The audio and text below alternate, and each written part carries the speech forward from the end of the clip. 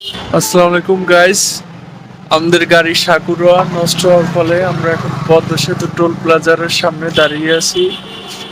এই হচ্ছে পদ্মা সেতু টোল প্লাজা, এর পাশেই হচ্ছে আমাদের গাড়ি। এই দেখুন আমাদের গাড়ির কি অবস্থা।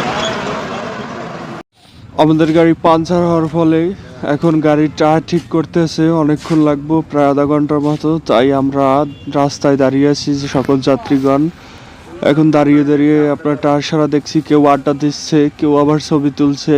এই যে এখান পাশে একটা হচ্ছে আপনার মাওয়া ক্যান্টনমেন্ট, এর পাশে বসে সবাই ছবি তুলছে, কেউ হাঁটতে আছে, আবার কেউ সিগারেট খায়। এই সবাই একটু সময় কাটাচ্ছি, সেই জায়গা উপভোগ করতেছে, একটি স্মৃতি মনে থাকে। গাড়ির পাঞ্চার টায়ার সারানো শেষ, এখন গাড়ি চলা শুরু করছে। আমরাও আমাদের গন্তব্য দেশের বাড়ির দিকে রওনা দিলাম। সবাই সুস্থ থাকুন, ভালো থাকুন, আল্লাহ হাফেজ।